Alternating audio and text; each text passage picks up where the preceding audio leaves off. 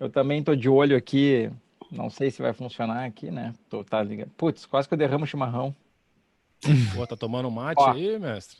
tô tomando mate aqui. Pô, isso aí você nunca me ensinou. Já eu quero aprender a tomar o mate, que é pra poder ver se eu diminuo a quantidade de café, pô. Tomar o mate é fácil. O difícil é montar essa torre aqui.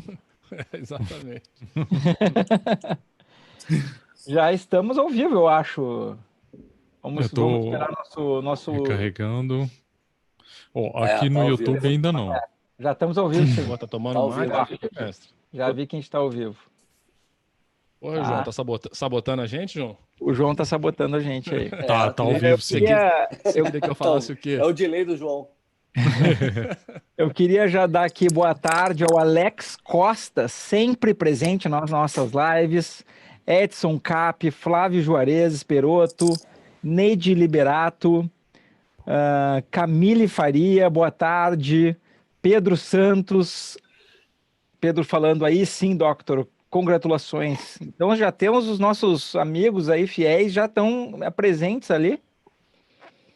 É isso aí. Tem que Agora botar são... uma estrelinha, Guzmão, no nome deles, pra gente saber que as perguntas deles a gente tem que priorizar, né? Porque eles estão sempre aqui antes do horário começar aí. e tudo isso. Não, o Alex eu decorei ali, o Alex eu bato o nome dele no íconezinho, já sei quem é aí, já tá sempre de olho aí. Josi Rocha, ó, a Josi Rocha já entrou dizendo assim, boa tarde, esse é meu caso. Então, Josi, já vai anotando as dúvidas para a gente poder tirar as dúvidas especificamente sobre a osteonecrose.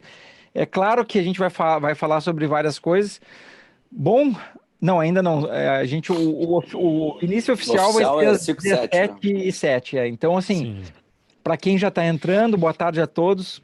A gente vai fazer aí aquela introdução, a gente vai falar sobre a osteonecrose hoje, e no final a gente vai responder as perguntas sobre todos. Assim, vamos selecionar várias perguntas, dando uma certa ênfase na osteonecrose, mas se tiver perguntas sobre outros assuntos, vão ser respondidas também, porque a gente quer tentar ajudar o máximo número de pessoas possível, né, pessoal? Então, Sim. o início oficial aí vai ser às 17h07, falta 1 minuto. 1 minutinho. Boa tarde, Marina.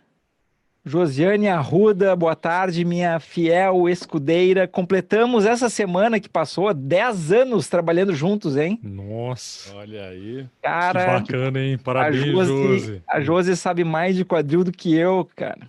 A Josi tá fera. E sabia que a Josi era técnica de raio-x, hein? Olha, Então, essa eu não sabia. não sabia? Ela Não. bate o olho no raio-x, já tem uma noção do que tá acontecendo aí.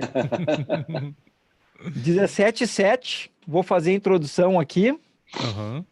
Vou fixar meu vídeo para fazer a introdução, que daí fica mais fácil depois a gente coordenar aqui.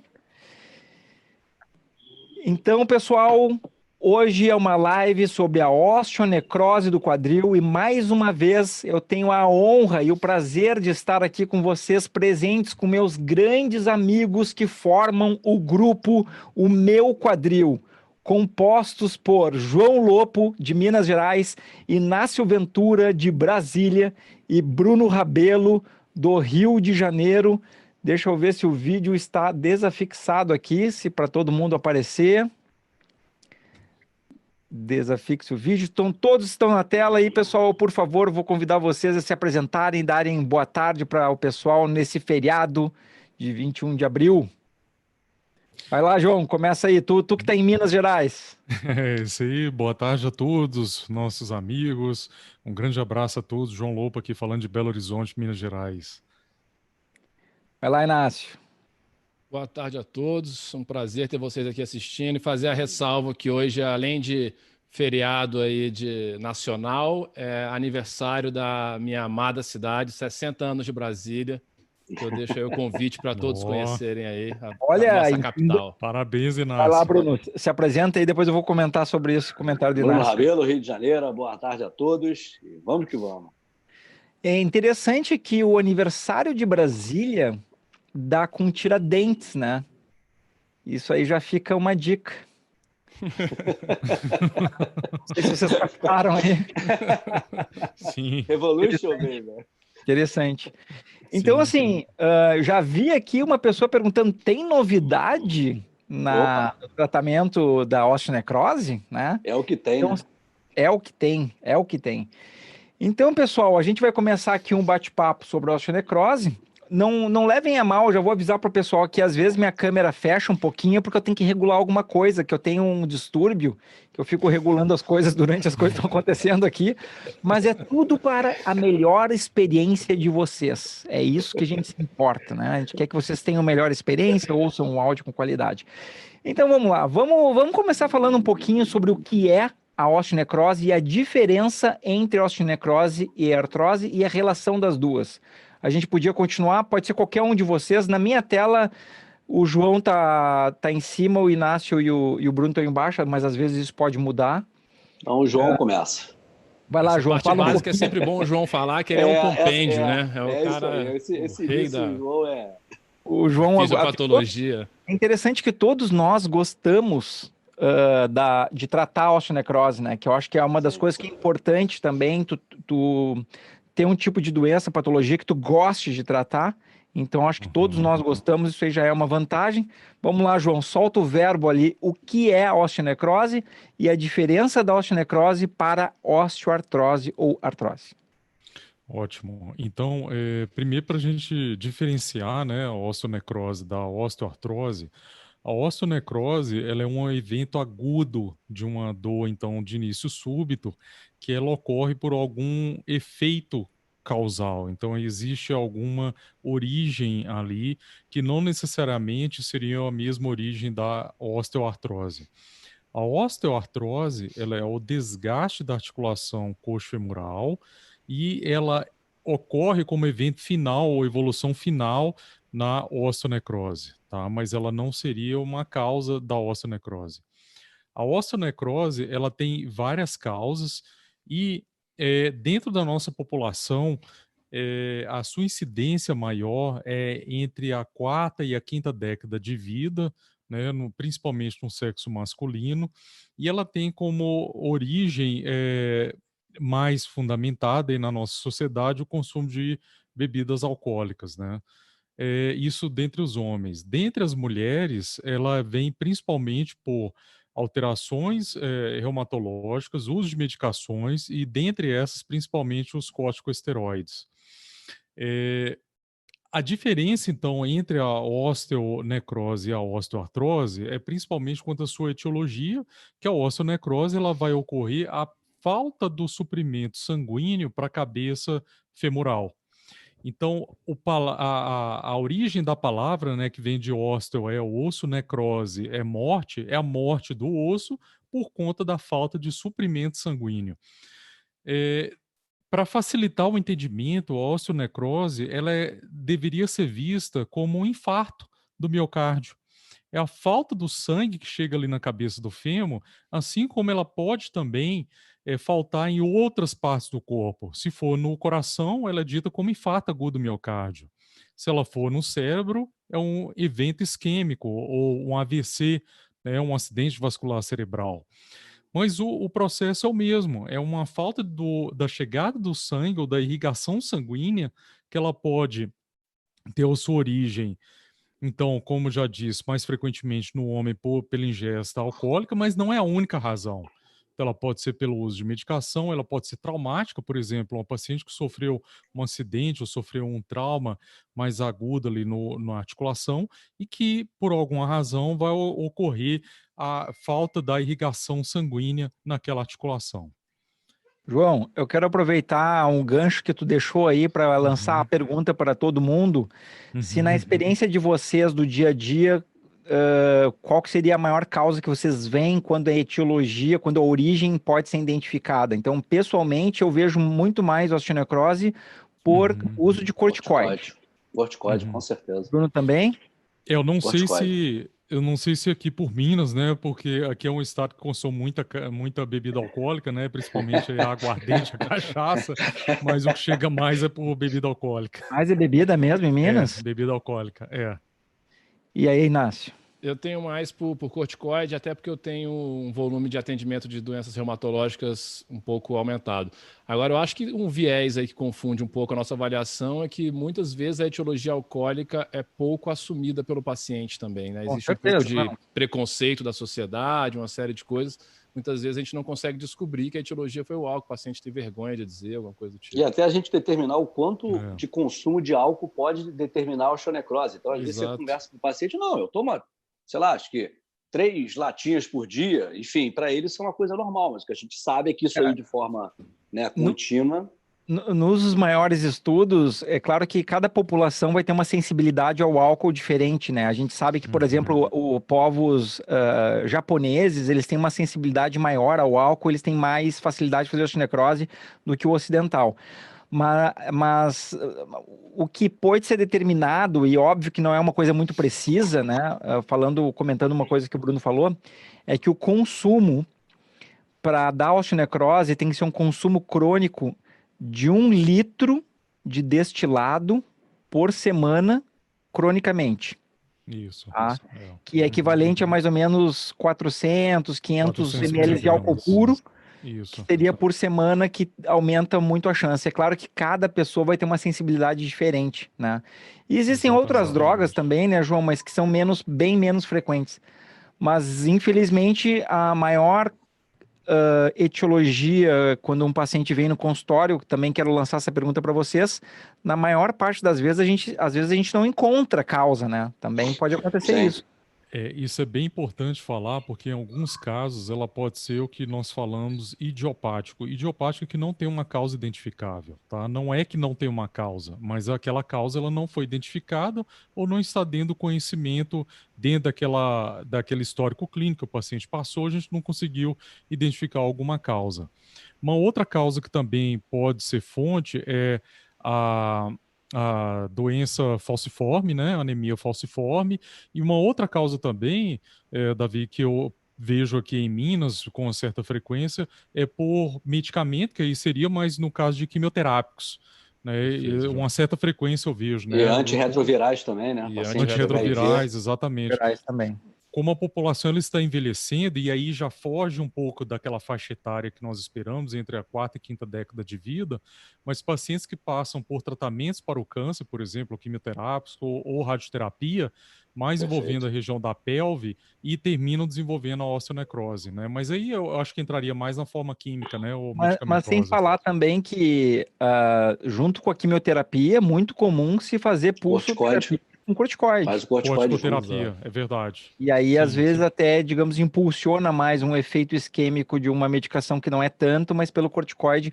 E outra coisa que eu gostaria de fazer uma ressalva é que o corticoide, mesmo pomada, tá, com uso crônico, já tive paciente que usou durante 2 anos pomada e teve osteonecrose, e spray nasal. Isso, spray nasal. Pra É ótimo rinite falar spray nasal. Sim. Também pode causar osteonecrose. Né? Sim, o spray nasal realmente eu acho que foi genial a sua lembrança. Não é infrequente, mas pacientes que têm quadros crônicos, né, de rinite ou de sinusite, que têm o costume de ficar borrifando o spray nasal com corticóide, tá, gente? Não é com solução salina, mas com corticóide desenvolverem a osteonecrose. Muito bem lembrado. Queria fazer só dois comentários. Aqui no Rio, a gente tem muitos pacientes por causa da bacia de Campos, né? Onde tem a parte da Petrobras ali, né? E nós temos eu tenho atendido cada vez mais mergulhadores com osteonecrose. Isso é uma outra etiologia. Kyson disease. O disbarismo. O disbarismo. A gente tem, eu tenho uns casos, o Léo também. Aqui a gente pega mais por causa de Macaé, da região ali, por causa da bacia de Campos, né? Legal. Isso aí eu acho que é uma outra coisa aí para etiologias aí, né, possíveis, né? Em relação ao corticoide, aí juntando tudo isso aí que o Guzmão falou, e essa ressalva da bombinha nasal, é bom que os pacientes entendam que, de uma maneira geral, como o Guzmão falou, não tem... A pessoa que tem, ela tem alguma predisposição a ter necrose. Exato. Então, existe gente que usa corticoide ao longo de uma vida inteira e não faz necrose. Outros usam uma dose mínima e que pode ser, inclusive, pontual e fazem osteonecrose. Que as pessoas têm muito essa mania de fazer, às vezes, uma associação com a dose de corticoide. Mas eu nem tomei tanto assim, doutor. E pode acontecer com doses mínimas. Então, é claro que pacientes que tiveram cânceres, tiveram outras coisas, que façam pulsoterapias ou doenças neurológicas autoimunes, vão ter uma chance maior. Mas tem paciente que faz necrose, assim, após lesão ortopédica. Faz uma lesão ortopédica, uma lombalgia, uma coisa, toma 3 infiltrações com intervalo de 1 mês, no ano seguinte está com osteonecrose. Eu tenho alguns casos já tem assim. até trabalhos genéticos estabelecendo fenótipos, né? E genótipos que podem ter relação com predisposição com o uso do corticoide. No livro de farmacologia, no capítulo de corticosteroides, é bem claro, não é dose dependente. Mas é aquele efeito assim, né? A chance de tu ser atropelado atravessando a rua uma vez é uma, mas tu atravessa a rua várias vezes, essa chance vai aumentando. Tá? É a mesma coisa com o corticoide. Essa foi boa. O bom da ressalva assim, é que a gente está falando, João, a gente vai falar aqui ao longo da live do quão preocupante, vamos dizer, é a osteonecrose, e a gente vê essa preocupação nos pacientes que têm esse diagnóstico, e a gente falando bastante de corticóide aqui agora, e de que ele não é dose dependente, é bom deixar o recado de que corticoide não é brincadeira. Porque mas se a gente for ver... É uma das medicações mais utilizadas como automedicação no nosso meio. Não, o paciente muitas vezes chega numa emergência com uma dor lombar, ou aquela dor do ciático, né, a dor irradiada, e ele já chega às vezes pedindo, doutor, não tem aquela injeçãozinha? Eu tomei aquela injeção há algum tempo atrás, olha, fiquei bem ali uns 2 meses. Isso é o quê? É corticoide. E às vezes o paciente nem se lembra, mas não sei se eu tomei corticoide, não, mas eu tomei uma injeção que eu fiquei bem uns 2 meses. Entendeu? Provavelmente, então provavelmente foi, né? E a gente ouve muito isso, né? Eu acho que agora a gente comentou... Desculpa, o Inácio estava falando, João? Desculpa. Não. Quer comentar uma coisa, João? Pode falar, depois eu comento. Eu ia comentar o seguinte, eu acho que uma das coisas que a gente pode abordar agora é a nossa visão voltada que nós temos muito para preservação.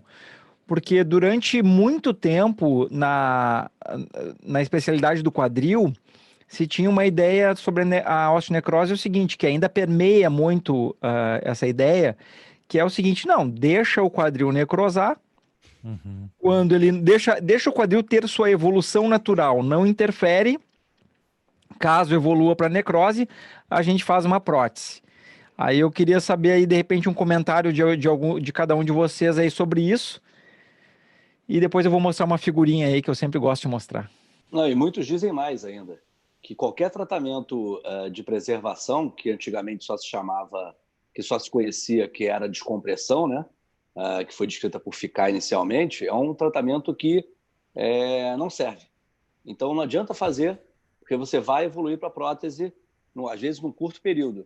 E aí ficou uma coisa, todos os pacientes entraram no mesmo bolo. E aí todos os pacientes deveriam esperar a prótese, porque qualquer outro procedimento de preservação não adianta nada. Aqui no Rio tem muito isso. E aí, Inácio? Essa visão, na verdade, dá até uma tristeza de falar, né? Me dá tristeza, mas ela é real. Infelizmente, a gente sabe que é real, muitos colegas pensam isso.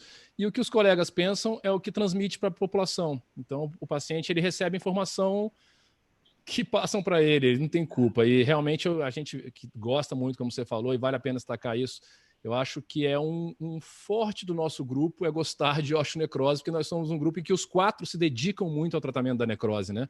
E estudam isso e apresentam algo um pouco diferente aí do que está na praça. E muitos pacientes vêm para a gente relatando isso aí. Me disseram... me disseram assim, ponto 1, que eu tinha que tirar a carga do quadril. Então, que eu ficasse de muleta o resto da minha vida até a hora da prótese. Essas são as 2 opções que o pessoal coloca na rua para ele. E é triste, né? Porque hoje, realmente, se você apresenta esse tipo de visão, é porque está lendo pouco. Porque não falta literatura para endossar os tratamentos que a gente apresenta e que a gente costuma fazer em casos, especialmente casos iniciais. Acho que é importante só para o paciente entender o que é a descompressão, que o Bruno citou. A descompressão é o tratamento mais antigo e mais clássico da osteonecrose e não quer dizer que ela não tenha valor, tá? Vocês vão ver a gente aqui ao longo da live falando, inclusive todos nós utilizamos ela ainda, o porém é que nós não usamos somente ela, nós associamos outras técnicas à descompressão. O que é a descompressão? É simplesmente fazer um furo ou vários furos através do osso até a região necrótica, do osso morto. E a teoria de quando ela foi inventada, décadas atrás, é porque uma das causas da necrose, depois que essas medicações aí são utilizadas, que a gente falou, ou anemia falciforme, ou álcool, isso causasse pequenos entupimentos nos microvasos da cabeça do fêmur, e isso gerasse um aumento de pressão ali e assim o osso morresse. Então a descompressão é como se ela fosse ali, fizesse o que o nome próprio diz, descomprimisse e desse um alívio ali para a circulação voltar para aquela região. Grosso modo é isso, só para os pacientes entenderem o que é descompressão. E aí, João? Nós estamos vivendo por uma mudança de conceitos, né, de paradigma em toda a ciência, né? Então, a cada momento, nós percebemos que menos é mais e que preservar talvez seja a melhor solução do que substituir. Quando a gente fala em tratamentos, nós temos várias linhas de tratamentos e diferentes pesos para diferentes medidas. Então, não é a substituição, que seria, no caso, a prótese, é a solução para todo paciente, tá?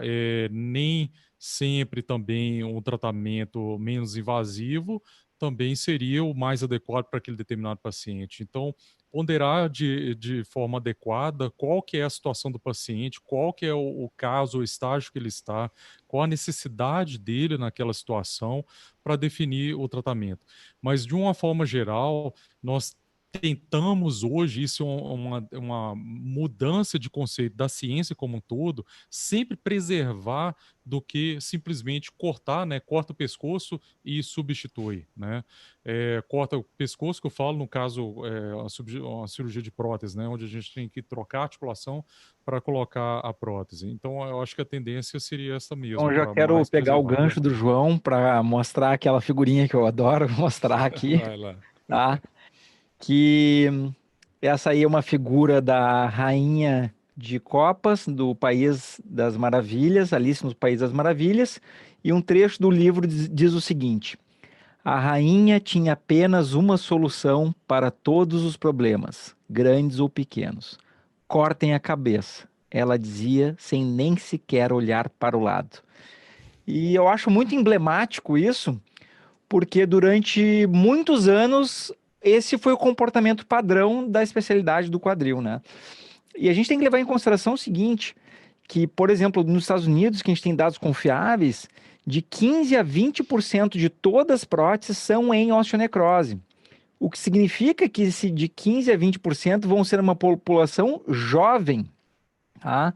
Que estava com seu quadril funcionando perfeitamente bem do ponto de vista da cartilagem e teve um problema ósseo e não um problema da cartilagem. Então, como o João falou, a osteonecrose ela é um infarto do osso, mas que se ela continuar agindo, o osso se deforma e tardiamente ela vai afetar a cartilagem e aí vai causar como evento final a artrose. Mas a osteonecrose é um problema do osso inicialmente. E por isso mesmo, por exemplo, quando talvez vocês já tenham visto isso, um paciente com osteonecrose que foi receitado para ele, por exemplo, um suplemento para cartilagem, e ele não tem nenhum colapso, não tem nada.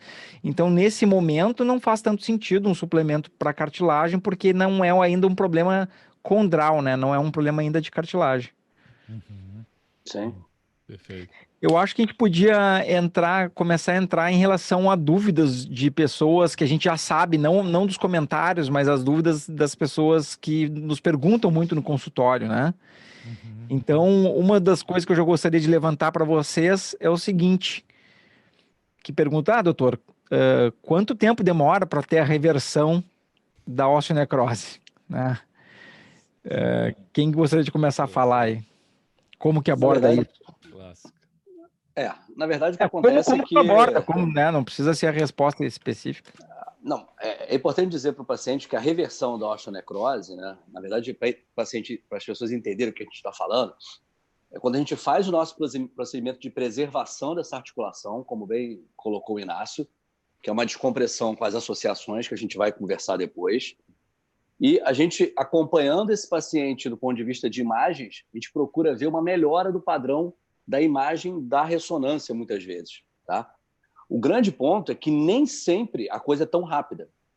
Mas só que nós temos que levar em consideração, sempre falo isso com meus pacientes, alguns eventos. Primeiro, como é que está a parte clínica desse paciente, tá?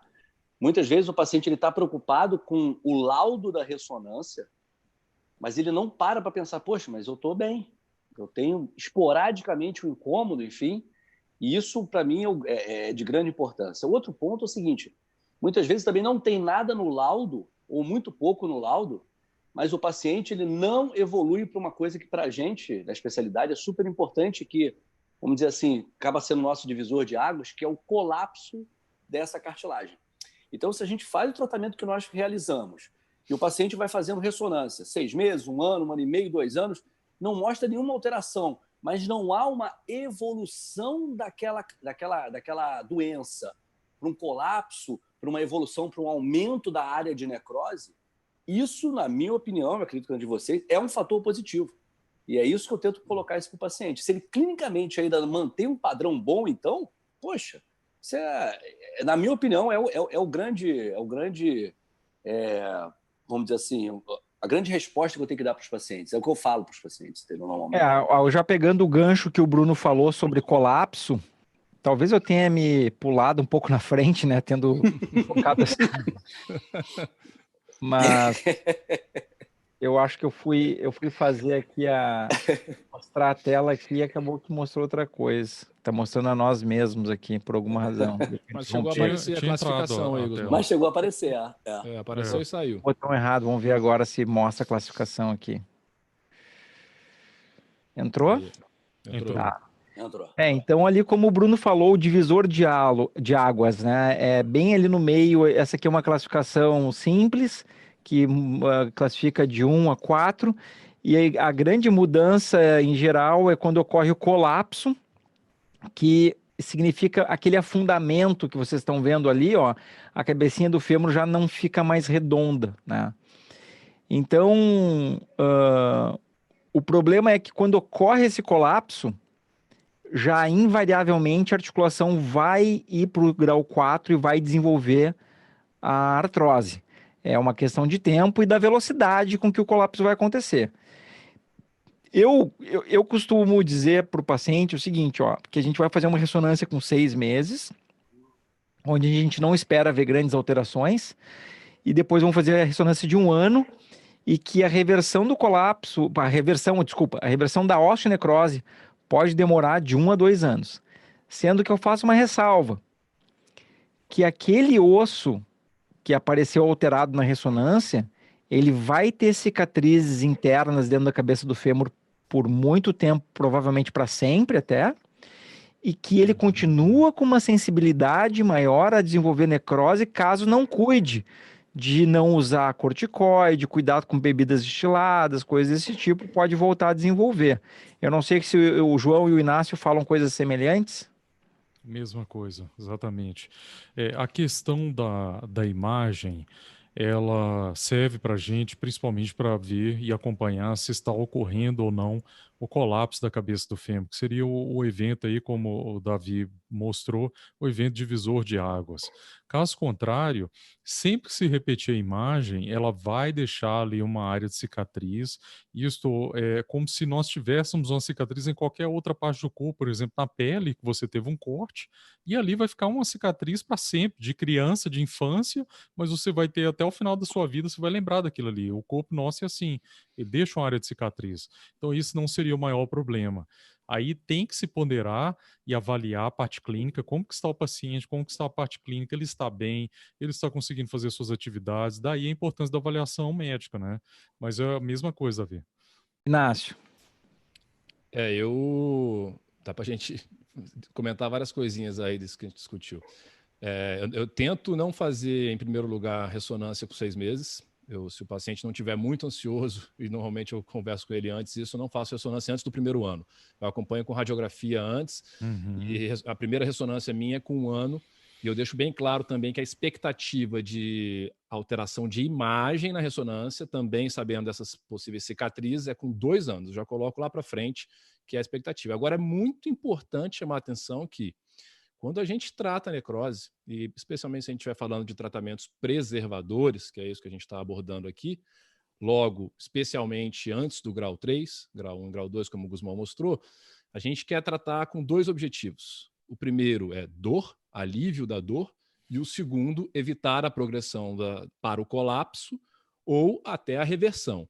E na maioria dos trabalhos, mas no maior trabalho clínico que nos guia nesse tipo de terapêutica que nós temos, ele avalia desfechos a longo prazo, de dor e de não evolução para a prótese, independente da imagem radiográfica ou radiológica. Tá? Então, não necessariamente, o que eu quero dizer não precisa ter uma reversão completa da sua área de necrose para que você viva 20, 30 anos sem precisar de uma prótese.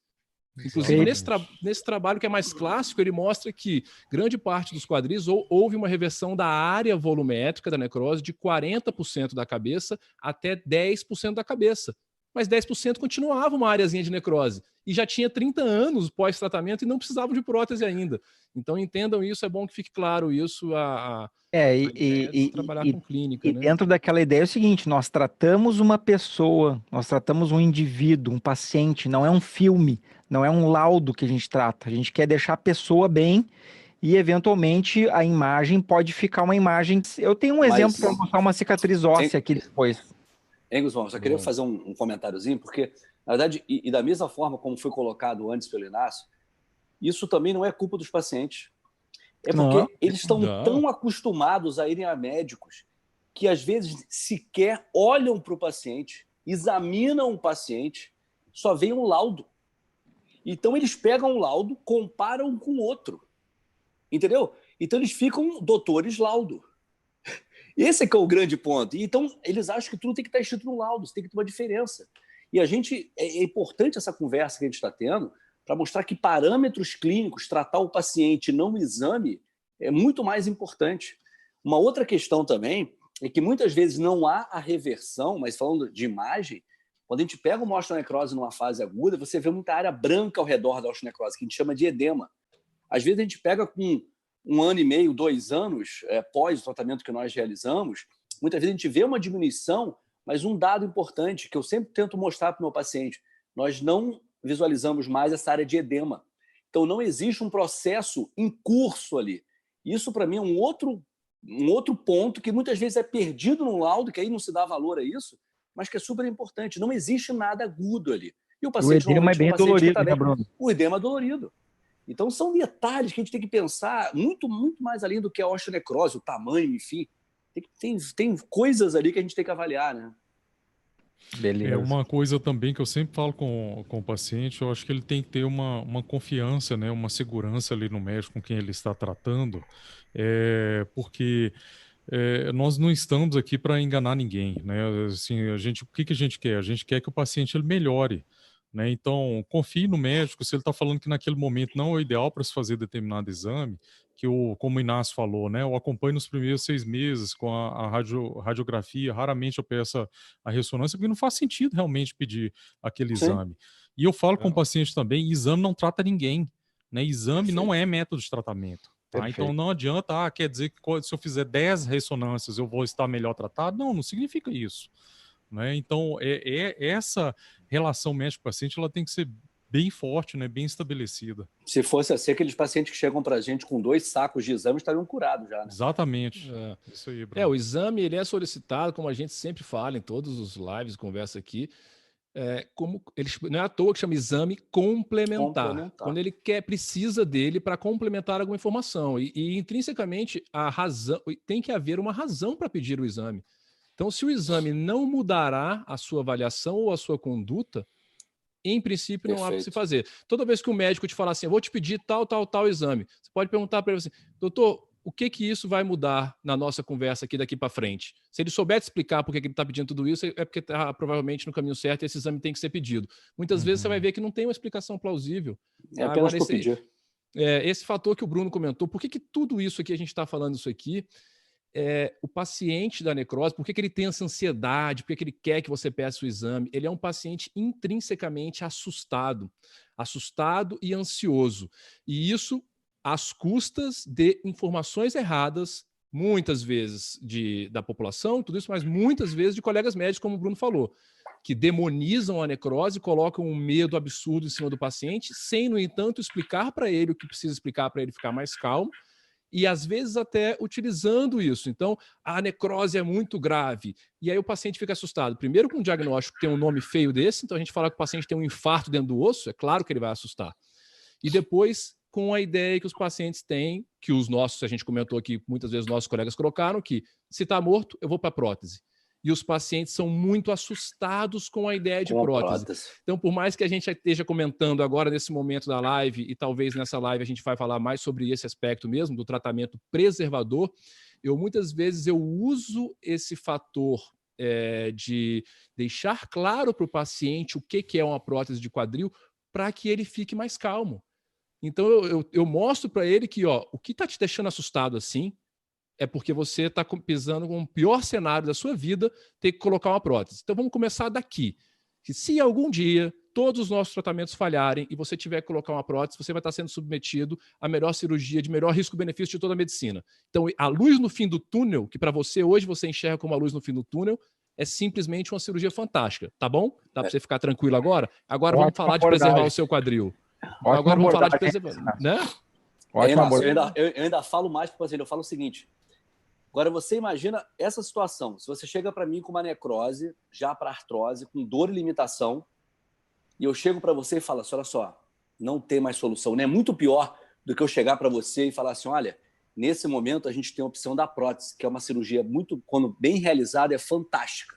Olha só a diferença. Então vamos tentar enxergar pelo lado bom, entendeu? Porque se a gente só enxerga pelo lado ruim, acabou minha vida, meu Deus, vou botar uma prótese. Mas se não tivesse outra opção, exato. Entendeu? Então o tempo tem que mostrar esse paciente, existem opções. E se a gente tem mais essa opção, caramba, legal. Vamos ver isso aí com carinho, né? Não é o fim da vida, né? Pelo amor de Deus. Quando você explica direitinho para ele o que é a prótese, como funciona, ele já dá aquela acalmada. Aí você fala, agora vamos tentar salvar o seu quadril para que, se você precisar da prótese, seja daqui a 20 anos ou 30 anos. Ótimo, aí tá todo mundo de acordo. Cara, o que o João colocou no início é muito interessante, a diferença da osteonecrose para a osteoartrose. Essa parte que você colocou é muito bem mesmo, Inácio. O paciente intrinsecamente ansioso. É porque esse paciente, muitas das vezes, nós sabemos disso, esse paciente ele diz o dia que começou a doer.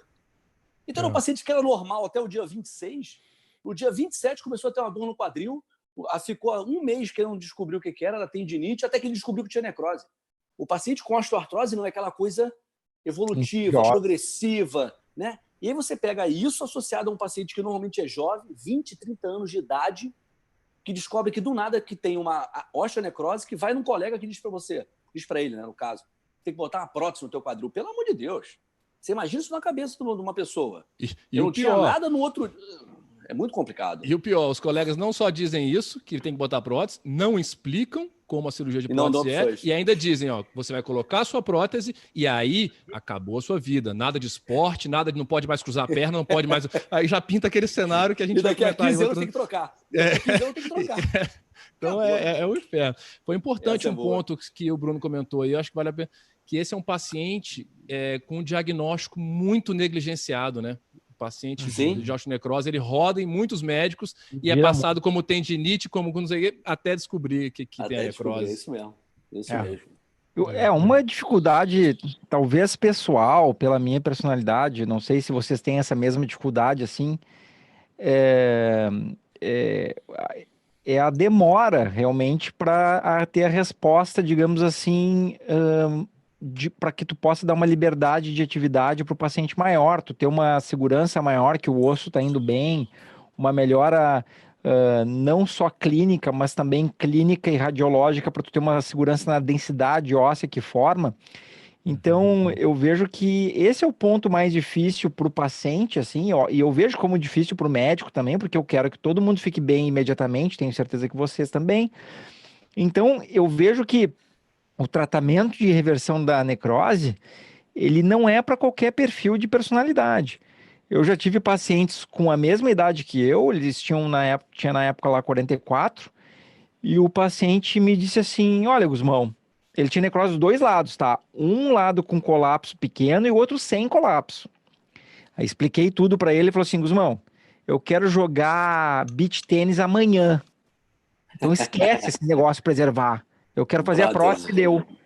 Bom, mas eu sei que ele entendeu, tá? Ele entendeu a fisiopatologia, ele entendeu todo o procedimento, só que a personalidade dele, ele deixou claro que ele prefere fazer direto a prótese, ele não quer ficar um dia afastado de atividades que ele gosta demais.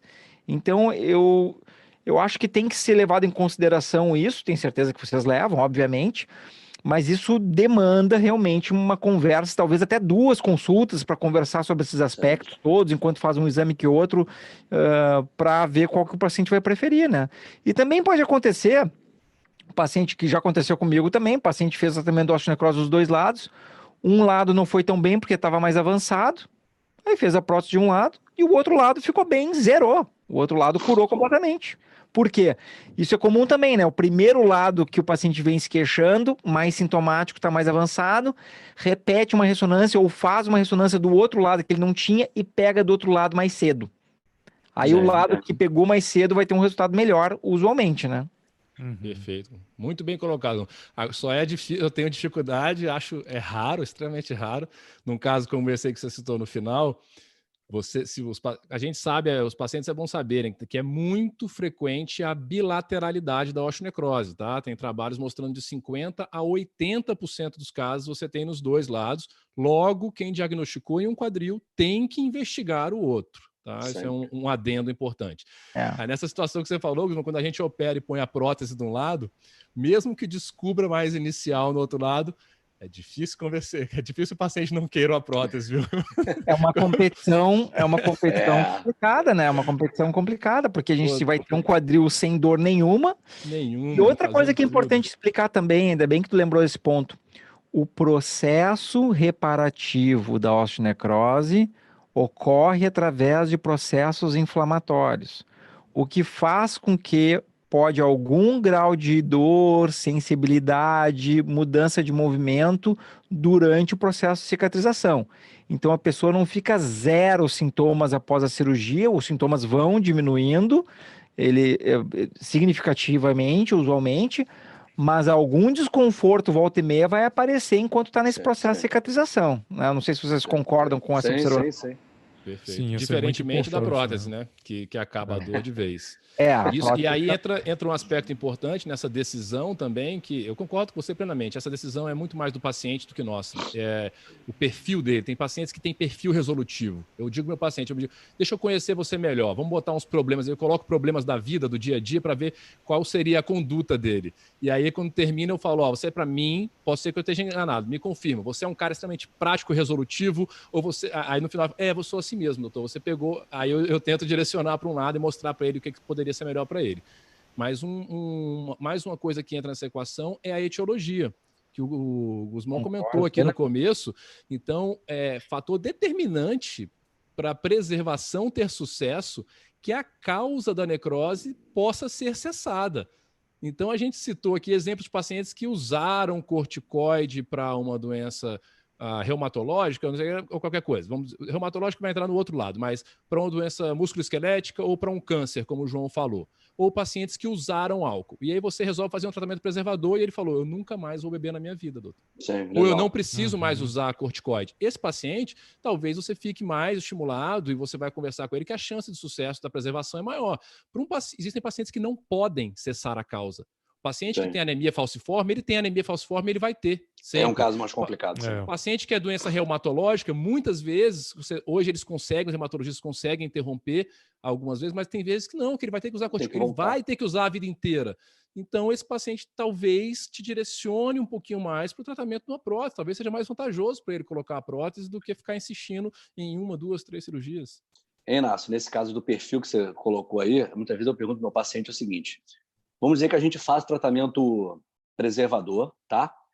E por algum motivo, 1 ano depois, apesar do tratamento, que isso pode acontecer, esse quadril evoluiu para colapso. Você tem dor e tem que botar uma prótese. Você aceitaria bem isso? Você ia falar assim, olha, doutor, vamos fazer o seguinte, isso pode acontecer? Pode.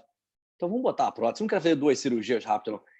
Entender o que o paciente almeja e entender o paciente, o perfil do paciente que você colocou é super importante. Isso pode tirar um pouquinho das dores de cabeça que muitos colegas têm. Sim. Porque às vezes a gente quer preservar tanto, só que aquele paciente não tem um perfil de entender a evolução, como o Guzmão bem disse, que pode ser uma coisa lenta para um processo de cicatrização. E aí esse negócio de falar, doutor, eu devia ter colocado uma prótese, sabia? Não aguento mais esse negócio de ficar esperando, não posso fazer aquilo. Mas aí vamos pensar assim, foi algum erro que a gente possa ter cometido? Lá no início. entender o perfil do paciente. Esse comentário que você fez foi super interessante. Boa, quero lançar uma coisa aqui para vocês, que eu gosto sempre desse exercício aqui, tá? Eu tenho 44. A gente tem idades parecidas, né? Eventualmente vocês não querem dizer a idade. Mas eu quero saber o seguinte: no quadril de vocês, estágio grau 2, sem colapso, preserva ou prótese? Eu preservaria os dois. Preserva. Sem dúvida. Preserva. Sem dúvida, preserva. Tentativa de preservação. E se tiver que ir para prótese também, eu vou tranquilo daqui a um ano. Sim. Também. Eu vou dizer mais ainda. Eu vou dizer mais. Se eu tivesse no grau 3 com colapso pequeno, eu preferia preservar ainda, tentar segurar a velocidade. E se clinicamente eu desenvolvesse dor, aí eu faria cirurgia de prótese e não ia ficar me arrastando, obviamente. Ainda mais paciente jovem, João. Esse é um tipo de exemplo de paciente jovens, que a gente pega paciente às vezes de 20 e poucos anos. Eu estava até conversando isso numa live recentemente. Paciente de 26 anos, um pequeno colapso, dor esporádica no quadril, tá? Tinha um outro colega que indicou prótese. Minha opinião, essa daí. Tentar levar.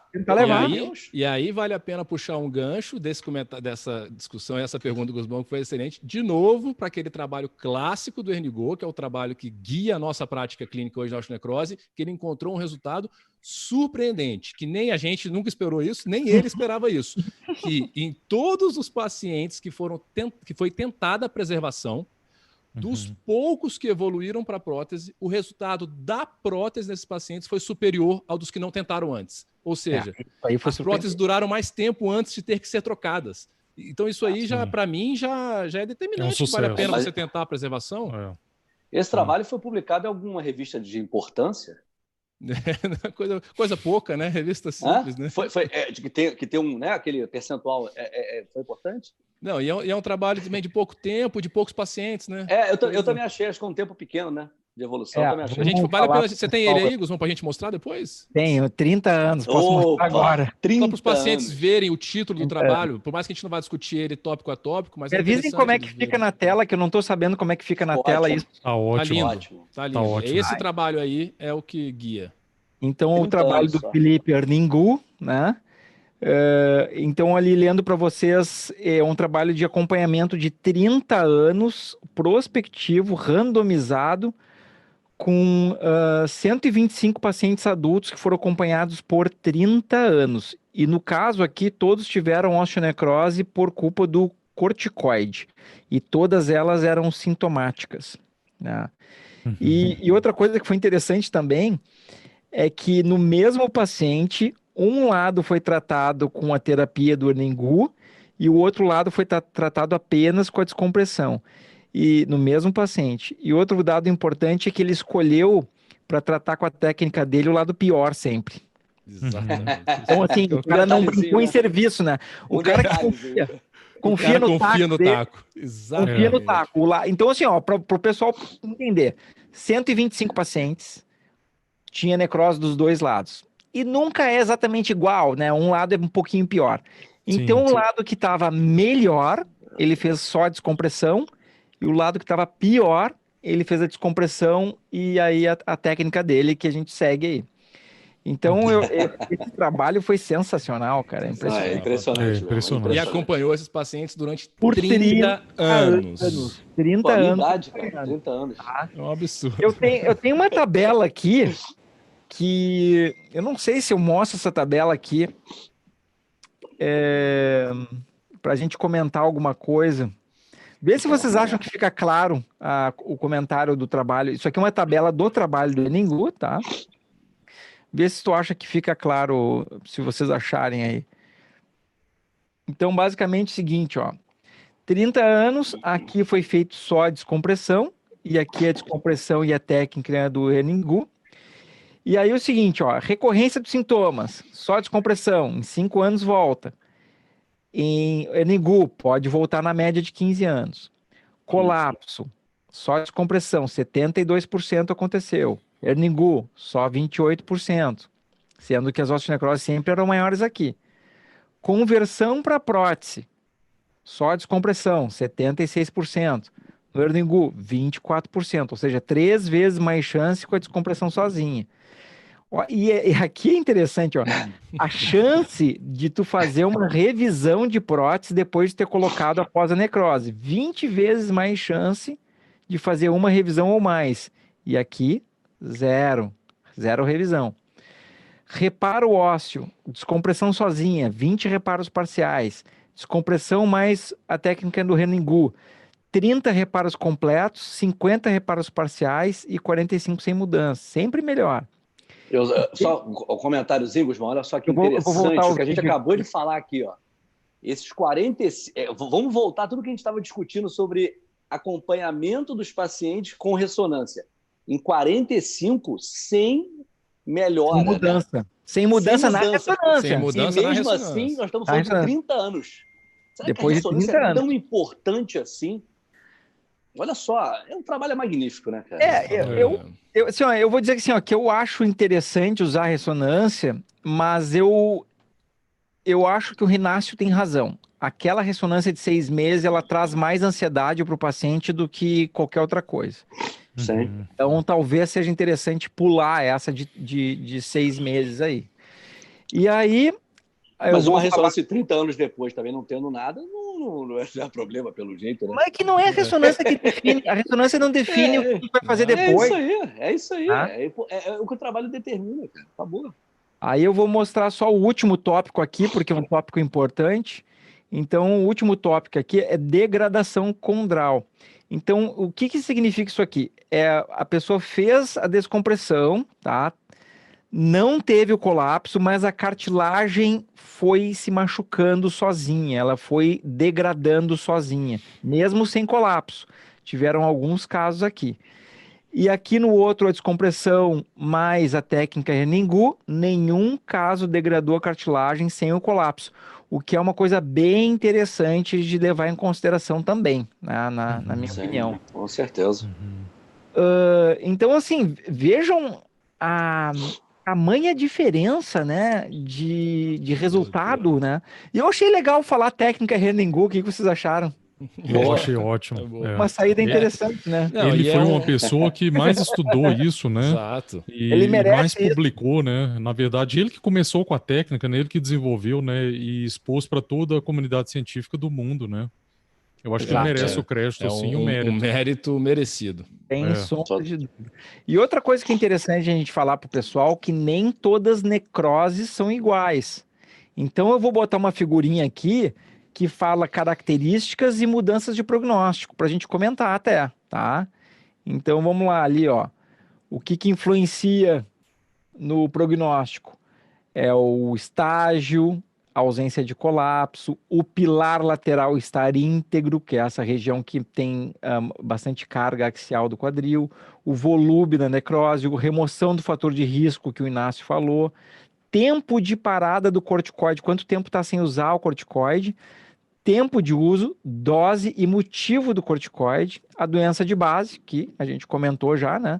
Então, eu acho que isso aqui também é interessante da gente comentar com o paciente para ajudar ele na escolha. Então, poxa, se o paciente tem 90% de necrose, não pode parar o corticoide, poxa, aí talvez não vale a pena. Né? Então, assim, a medicina está indo para o lado da individualização cada vez, e a gente trabalha muito assim, né? Sim. Não é coronavírus, viu? Acho que é chimarrão. Tá?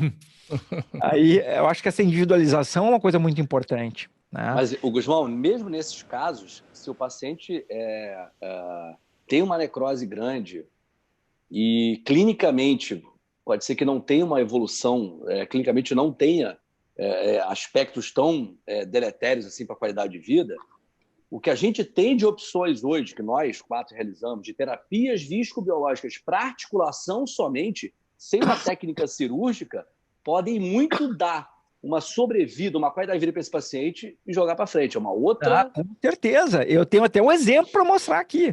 Então, assim, ó, o paciente com colapso pequeno, tá?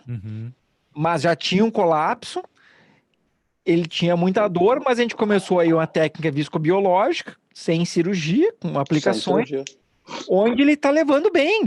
Ele, inclusive, quebrou o pé. Eu não sei nem o que tá fazendo, que ele quebrou o pé. Fez cirurgia no pé, e eu perguntei, olha, e aí, agora o quadril deve ter incomodado mais, tal, né? E ele, não, o quadril tá bem, agora é o pé que tá me incomodando, teve que fazer uma cirurgia no pé, teve uma fratura lá, então, assim, é bem o que a gente tem que tratar a parte clínica, e a gente conseguindo postergar, mantendo a qualidade de vida, é isso que a gente quer tentar fazer, né? Você vê que os pacientes estão percebendo como a gente tem opções, né? Eu acho muito que além de prótese, assim, né? teve uma paciente que perguntou ali nos comentários se tem novidade. Então aí, ó, a novidade é descompressão com técnica Erningu.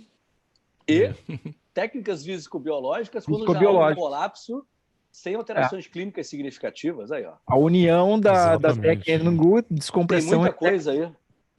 Agora, e uma observação que, na verdade, a gente faz a técnica do Erningu, mas eu diria otimizada, porque a gente usa a técnica do Erningu associada à videoartroscopia do quadril, o que nos dá informações bem importantes também. Mais informações importantes, exatamente. Ou a técnica do Erningu e mais a terapia intraarticular para tratar também a cartilagem. Pós-operatório. Né, não façam coisas que agregam aí, né? Podem agregar esse resultado aí, né? Ótimo. Uma pergunta para vocês. Oi, Inácio, o Gusmão está só perguntando para a gente, mas você colocou... eu aprendi isso com o Gusmão, entendeu? Então, eu acho legal a gente botar isso aqui. Você fez um comentário muito interessante da osteonecrose com a artroscopia. E eu vou perguntar para o Gusmão, qual a tua visão e quando você vê uma indicação formal de se associar à artroscopia no seu tratamento de preservação da articulação? Já que você ensinou isso para a gente, né? Eu vejo o seguinte, ó, algumas coisas que a artroscopia pode ajudar junto, e ela tem que ser feita de uma maneira diferente da artroscopia comum, para que a gente interfira o mínimo possível com a articulação. Uma das coisas que eu acho importante é a gente confirmar o estagiamento, tá? Porque às vezes, por exemplo, tu olha na ressonância, parece grau 2, e aí tu vê na artroscopia, aconteceu comigo várias vezes, era grau 3, tá? Perfeito. Houston, temos vídeos, sim. Temos imagens para mostrar depois. Então esse é um ponto, estadiamento da lesão para que tu possa informar o paciente um prognóstico, para o paciente saber o que ele pode esperar. Olha, porque se eu disser já imediatamente para ele, olha, tem um colapso já, eu já preparo ele que pode começar a doer mais rápido. Eu acho isso importante e eu gostaria de ter essa informação no meu quadril também. O outro ponto é que se o paciente tem associado algum corpo livre, tem associado uma lesão condral, tem associado uma lesão de labrum, ela pode já ser tratada naquele momento, tá? Terceiro ponto, se nós formos utilizar a técnica da subcondroplastia, que pode ser utilizada junto na osteonecrose, se torna quase que obrigatório a videoartroscopia junto para que tu remova a pasta de cálcio, que a gente pode comentar para o pessoal o que é, que porventura ela entre na articulação, que é recomendável porque ela provoca um efeito inflamatório. Não que ela não vá sair de qualquer maneira, mas é recomendado na técnica, tem que fazer uma artroscopia junto para remover o excesso dessa pasta que visa dar um suporte mecânico para a articulação no momento que ela está cicatrizando. Só que a gente tem que fazer a artroscopia de uma maneira menos agressiva, ou seja, a gente tem que fazer ela poupando muito qualquer vaso, ela tem que ser uma artroscopia mais delicada, porque ela tem o objetivo de fazer menos coisas na articulação, né? Então eu acho ela muito valiosa nisso. Não que eu acho obrigatória que tenha que se fazer, digamos, se um colega não sabe fazer muito bem a artroscopia, não acho que é obrigatório fazer. Se, por exemplo, o paciente vai fazer uma cirurgia e o orçamento lá do hospital ficou muito alto, ou o convênio não autorizou a artroscopia porque ele achou que não precisa, eu não acho que é um pecado grande demais, mas ela nos dá mais informações e ela pode tratar mais coisas dentro da articulação, né? Sim. Acho que todos nós temos pacientes que, às vezes, chegam para a gente com uma ressonância normal, que não tem colapso, clinicamente tem uma limitação, principalmente no exame clínico, mas que aquele negócio, ele fica ali, poxa, mas na minha ressonância não tem colapso. Quando a gente faz a artro, a gente vê alterações, degraus articulares, enfim. E isso é o que você falou, eu acho que é super importante, gera prognóstico para o paciente, né? Eu vou botar um videozinho aqui, e esse caso foi o caso que mais me ensinou, tá? Porque essa imagem que eu vou mostrar para vocês, antes de fazer esse caso, eu nunca tinha visto, tá? Então aqui a gente tem a cabeça do fêmur, e aqui a gente tem, digamos assim, uma alteração da cor da cartilagem. Eu vou botar o vídeo para rodar, se eu conseguir aqui, vamos ver. Aqui. Então vejam que tem uma alteração da cor da cartilagem, aqui uma linha, tá? Mas não tem colapso, tá no mesmo nível. Inclusive eu passo o probe e eu aperto ali para saber se está mais mole ou não, tem a mesma densidade e não está afundado. Então, dessa vez que eu vi isso aqui são os vasos sanguíneos da cabeça femoral, que ele sempre tem esse aspecto inflamatório na osteonecrose. É o corpo tentando mandar o máximo de sangue para a cabeça femoral. Deixa eu voltar aqui. Então, assim, quando eu vi aquela imagem, eu não sabia exatamente o que significava, tá? A minha filha tá batendo na porta aqui, pessoal. Deixa eu ver o que é. Sigam a discussão aí, eu já volto. Só para não perder o gancho aí, falando dos que a gente estava falando, da artro, eles não sabem muito bem explicar, nem eles entenderam muito, mas tem trabalhos mostrando, comparando simplesmente a descompressão ou descompressão guiada por artroscopia. Só. Não estou falando de subcontroplastia, nem de nada, outras coisas que a gente faz. E os grupos que fizeram a artroscopia junto com a descompressão tiveram evolução melhor. Será que seria pela limpeza do fator inflamatório, uma sinovetectomia que muitas vezes a gente faz? Eles levantam a bola assim que eles não tem muita explicação. É difícil, né, dizer, né? Puxando mais um gancho disso que você falou, é só importante destacar para os pacientes também, porque é um paciente ansioso, que está rodou em vários médicos e muitas vezes faz muitos exames, ressonância, e às vezes ele acha ruim ter que fazer mais um. O exame padrão ouro, exame radiológico padrão ouro para detectar colapso é a tomografia computadorizada e não a ressonância. O paciente de necrose, então, invariavelmente, quase sempre, ele vai fazer os dois, porque tem que fazer a ressonância. A ressonância é o melhor exame para o diagnóstico da necrose. E a tomografia é o melhor exame para ver a esfericidade da cabeça e o colapso, tá? Então, não achem ruim se o seu médico pedir os dois, só para vocês ficarem mais tranquilos. Então, só terminando aquela... Agora desculpa, chegou. Não, estava esperando você chegar, pô. Não, então, só comentando o que é aquilo ali. Todos os pacientes que eu fiz a videotroscopia e tinham aquela linha na cartilagem, colapsaram. Então, aquele é o sinal mais precoce que tem que o colapso vai acontecer.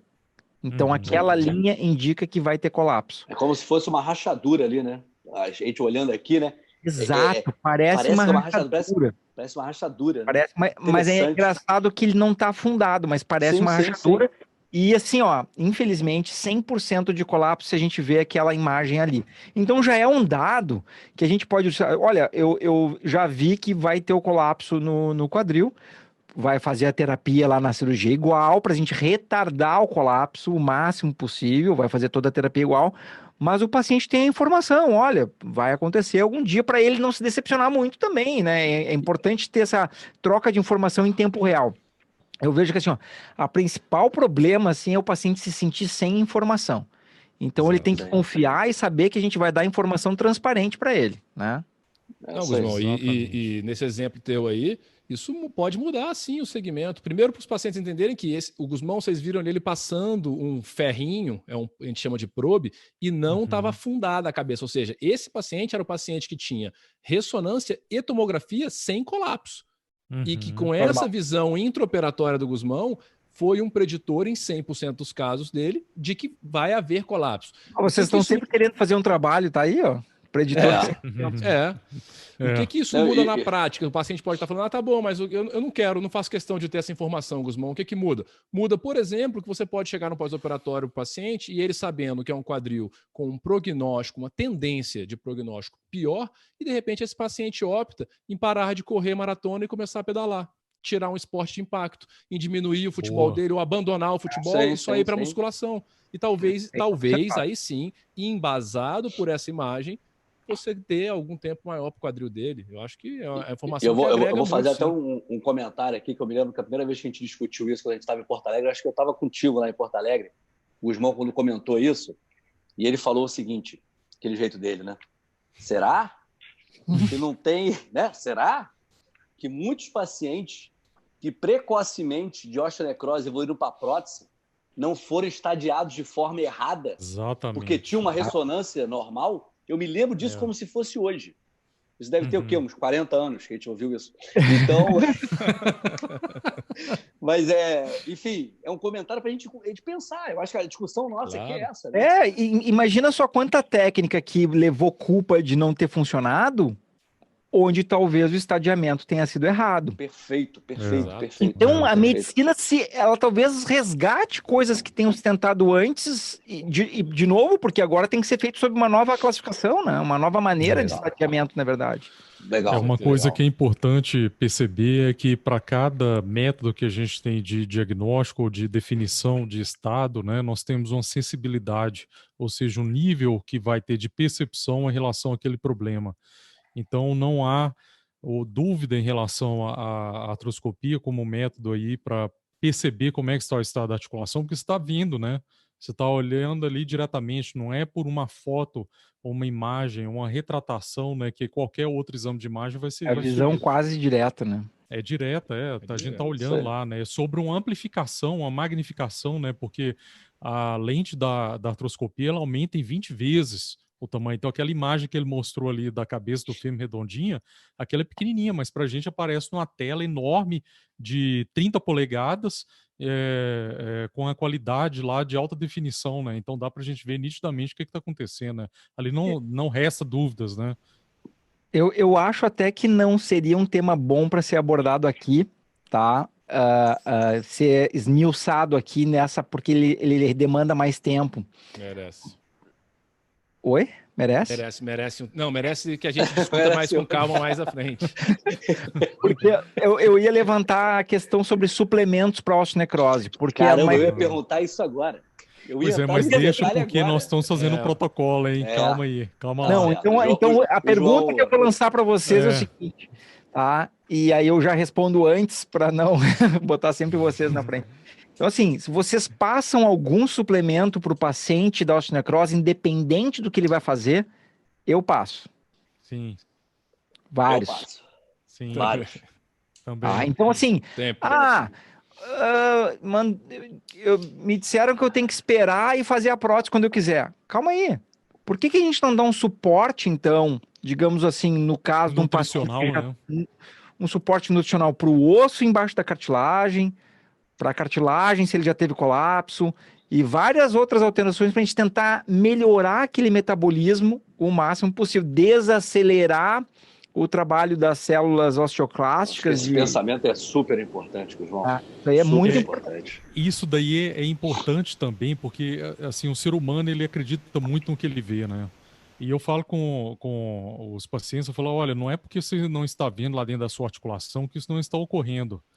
Por exemplo, uma mulher que está tendo uma ruga, ela vai usar um suplemento que seja, ou aquele determinado produto na pele, ela vê que a pele fica diferente, né? Então, por que não fazer ou tratar de forma melhor a sua articulação, né? O suplemento, eu acho ele essencial. Mas eu acho que o grande diferencial de como a gente passa o suplemento, a gente já conversou isso na outra live, é que a gente tende a explicar o porquê nós estamos passando aquele suplemento e aonde aquilo ali vai agir. Aí tem uma diferença gritante entre você chegar e falar assim, olha, eu tenho muitos pacientes que têm osteonecrose, que é orientado o paciente a guardar a prótese, e o que o senhor está tomando? Você está tomando alguma coisa? Estou tomando anti-inflamatório, quando eu tenho muita dor, eu tomo cálcio. Ponto. Acabou, né? Então você toma cálcio. Mas por que você toma cálcio? Porque é bom pro osso, o médico falou que é bom pro osso. Pelo amor de Deus, acabou. Acabou isso aí. Eu acho que a gente tem uma ciência, a gente conversou isso muito na última live, tem uma ciência nessa prescrição. Né? Eu acho que, e se a gente for fazer, então, uma técnica de preservação, seja com a técnica do Hernivô, seja com a técnica intraarticular, viscobiológica, enfim, o que seja, isso vai ajudar o resultado, pode ter certeza disso. E outra coisa, né? O risco é baixíssimo de tu usar um suplemento adjuvante, né? Ele é praticamente Nada é zero, mas ele é muito baixo. São suplementos que se utilizam aí para a gente ajudar, dar substrato para o osso trabalhar a favor de vocês, né? Sei. Eu acho que o tema do suplemento aí, a gente. Porque assim, igual nós falamos na última live, né, que foi exatamente sobre suplemento, nós vamos fazer um protocolo. A gente vai fazer um. Eu acho que depois que a gente tiver o protocolo pronto de cartilagem e depois a gente faz o protocolo de necrose, a gente podia discutir ao vivo o protocolo, a explicação por que a gente fez aquelas escolhas ali. E se alguma pessoa, um colega ortomolecular quiser fazer uma sugestão, a gente somos pessoas super abertas a sugestões positivas que querem agregar. Eu estava pensando aqui, a gente está com 1 hora e pouco. Responder as dúvidas dos pacientes. E as perguntas, né? Eu já queria lançar a mão, eu sei que o João separou ali, então para nós o João separou no bate-papo ali do aplicativo do Zoom mesmo, 32 perguntas, eu acho. Mas eu já vi uma de cara aqui que eu acho que é fácil de responder. A Camille Faria pergunta: será que tem como fazer a cirurgia dos 2 lados? Então, preservadora? Sim, de manter da necrose? Sim. Então é normal. Até por isso que é muito importante fazer o diagnóstico, porque a gente opera os 2 de uma vez só. Numa necessidade. Até a prótese, se fosse o caso. Se fosse o caso, também poderia fazer até a prótese, exatamente. Tem um impedimento. O que o Inácio falou, né? Então, talvez nem todos tenham ouvido, nós espectadores, mas assim, é importante lembrar que entre 50% e 80% dos pacientes que têm o diagnóstico de osteonecrose de um lado, ele tem do lado contralateral. Então, a gente sempre investiga os 2 lados, exatamente, já trata os 2 lados, Camila. Claro. Então, vamos poupar idas aos hospitais, né? Então, vai uma vez ao hospital, resolve o teu problema. É isso aí. Vamos lá, João, coordena as perguntas para nós aí. Tá. Vamos lá desde o início. Tem uma pergunta aqui muito boa, que aí a gente pode entrar no lado farmacológico também, né, do tratamento farmacológico da osteonecrose. A Bárbara Caldeirão, ela perguntou: o colesterol alto, ele também pode ser uma das causas da osteonecrose, mito ou verdade? Boa pergunta. Aqui eu vejo o seguinte, não é simplesmente um colesterol alto, tá? Aí eu vejo a doença hipercolesterolemia familiar, onde o colesterol é muito alto por uma doença genética. Não é aquele colesterol que está 220, 240, não. É aquele colesterol que fica muito alto. Tá? E hipertrigliceridemia também. Também. Sim, exatamente. Mas é uma doença distinta. Boa, vamos ver Tem uma outra pergunta aqui, mais sobre o pós-operatório. O Luiz Carlos Araújo Costa, ele está falando o seguinte: boa tarde, eu fiz a cirurgia de descompressão há 1 ano e 4 meses e ainda não consegui largar as muletas completamente. 1 ano e 4 meses? 1 ano e 4 meses, Bom, a gente não sabe a idade, mas nesse caso aí... Não é o padrão, né? Não é o padrão. Se tem que ver se já não ocorreu o colapso, se está com muita dor, talvez tenha que mudar a abordagem, né? A estratégia. É importante deixar claro que a gente vai responder aqui essas perguntas, também essas perguntas nesse caso de pós-operatórios de outros colegas, baseado nas nossas condutas com que a gente tem. É sempre importante deixar, né, Guzmão? Se fosse o paciente nosso, a gente não vai poder, em nenhum momento tá recomendando a indicação que o colega está dando para ele de manter a muleta, enfim. É importante deixar isso bem claro, é uma coisa que, enfim... Pelo que ele disse, ele falou assim, não estou conseguindo largar, me parece... Provavelmente ele tem dor... Que a dor impede, eu entendi isso. Provavelmente deve ter algum colapso aí que tenha evoluído. Né? Exatamente. Normalmente, assim, o paciente que ele tem uma dor súbita ou uma dor aguda após o diagnóstico da necrose é porque houve o colapso. Aquele momento do colapso, o que ele significa? Ele significa que houve uma fratura do osso que sustenta a cartilagem. E aquele afundamento ali do osso, ele é o suficiente para causar a dor. E aí a pessoa percebe ali, isso é muito nítido. E muitas vezes melhora um tempo... Né? Ele fica com dor no tempo, muitas vezes ele pode ficar melhor, aí depois pode ser que tenha o evento de dor relacionado ao processo gerativo, muito, muito parecido com o que a gente tem na coluna lombar, naquelas fraturas por porose, né? Vamos dizer. O paciente ele tem aquela dor aguda que a vértebra... Por insuficiência, né? Por insuficiência, ela muda o formato, né? Sim, perfeito. E aí, João? Tem uma aqui que foi pro Inácio, vou fazer. O Éder Cardoso. Boa tarde, doutor Inácio Ventura. Após a cirurgia de descompressão, quanto tempo mais ou menos seria a recuperação? Aí tem que... Vamos falar da recuperação inteira, vamos dizer. Provavelmente os pacientes perguntam, eles querem muito saber, às vezes, em relação à carga, a poder apoiar o peso, largar a muleta e ter uma recuperação para o dia a dia, vamos dizer. Vamos falar desse aspecto, e isso mudou muito nos últimos anos também. Isso, pelo menos, aí depende da realidade de cada um, em hospital público, em hospital particular. Então, o que você vai usar para fazer a descompressão? Então, se eu tiver que usar, que hoje eu já não uso, uma broca muito grossa para fazer a descompressão, ou seja, a gente abre um canal ali de 6 milímetros, 7 milímetros, 11 milímetros, se você tiver que fazer com DHS, eu seguro a carga, eu segurava anos atrás, 6 semanas, tá? Hoje em dia, com a técnica que nós usamos hoje, fazendo a descompressão por múltiplos furos muito finos, com fios finos, ou com o kit da subcontroplastia, que é uma broca fina também, eu não seguro mais a carga que eu seguro é por conforto durante 2 semanas.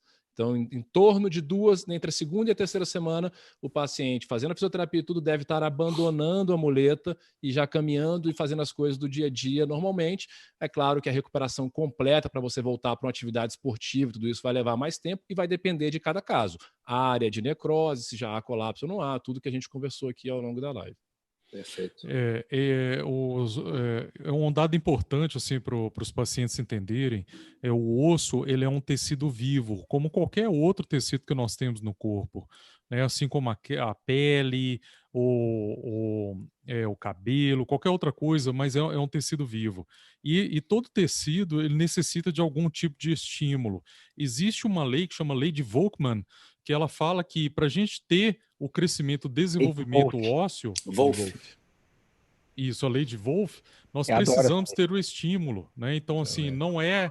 Quando a gente fala em controlar a carga, não é andar com o pet pendurado, né, na muleta. A gente sempre estimula um toque leve ao solo, mas esse contato do membro ele é importante, né? Não anda-se com a perna de pendurado no ar, né? Ele sente ali, ele tateia o chão, mas não solta a carga. Aí a média de tempo é essa que o Inácio falou, em torno de 6 semanas, né?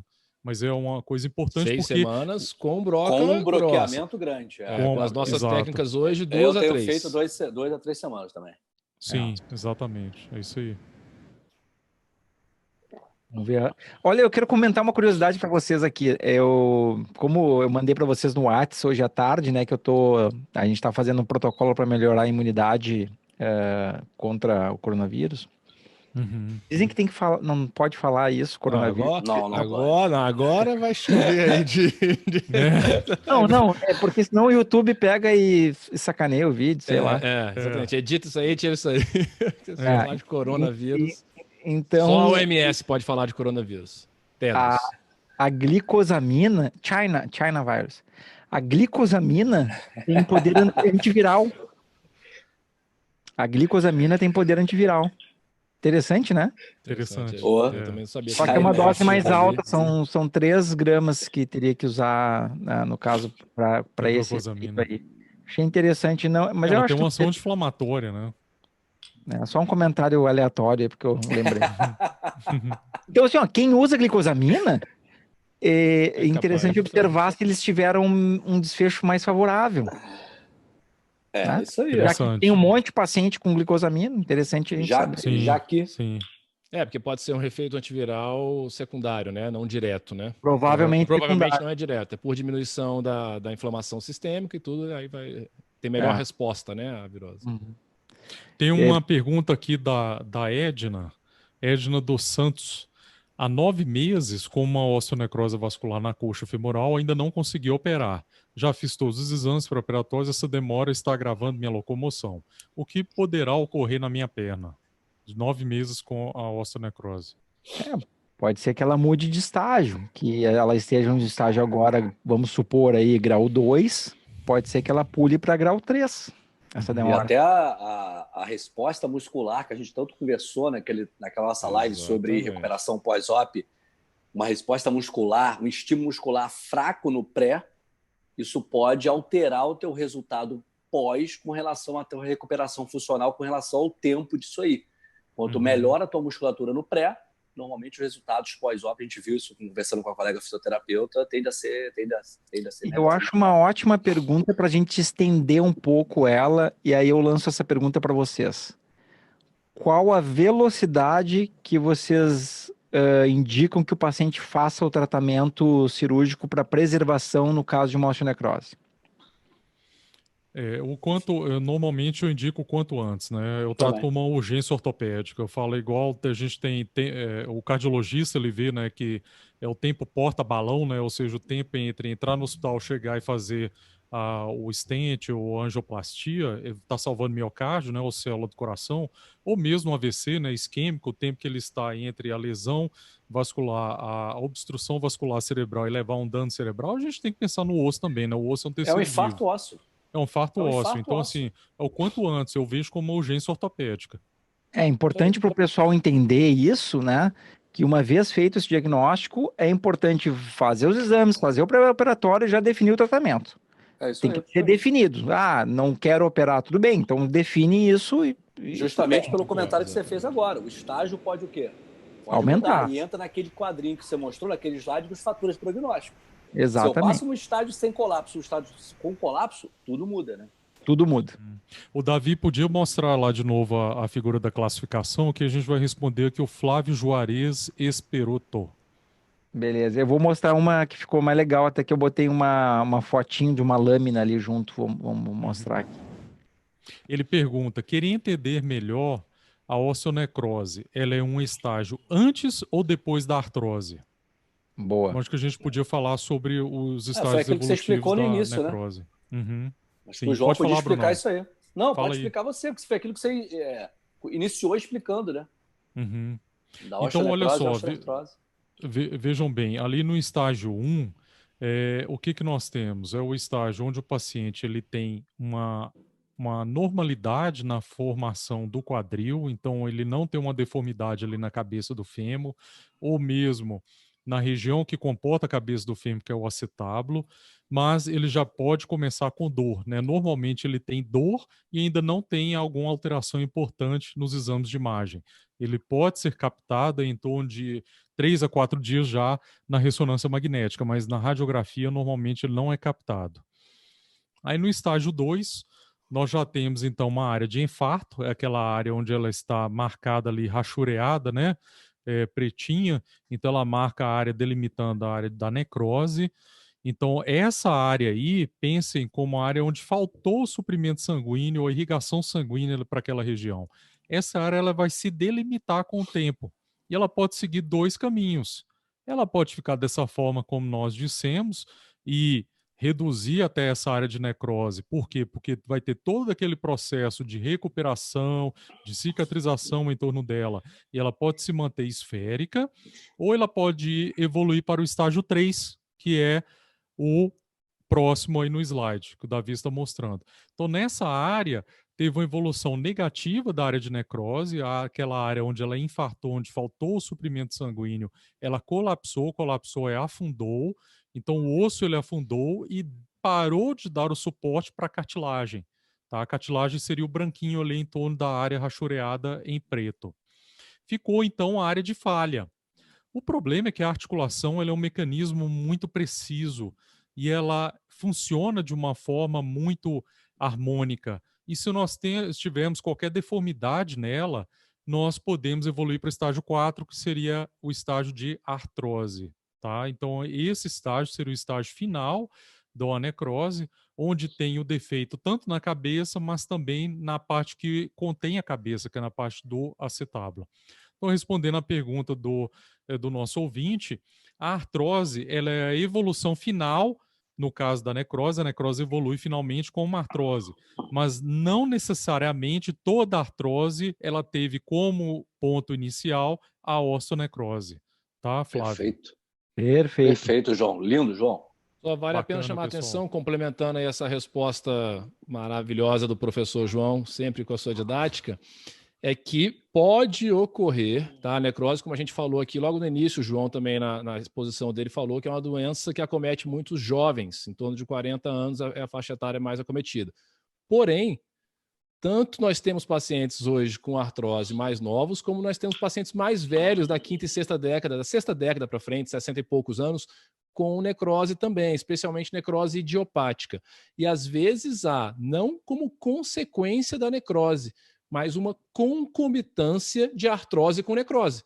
Então, era um paciente que já tinha uma artrose ou já tem um desgaste de cartilagem e que houve uma necrose. E aí tem um diagnóstico de necrose, mais de artrose, tá? Isso pode ocorrer também, e isso também vai influenciar algumas decisões, porque, assim como vocês viram, é o paciente que o Guzmão falou muito bem, é uma doença óssea, a necrose.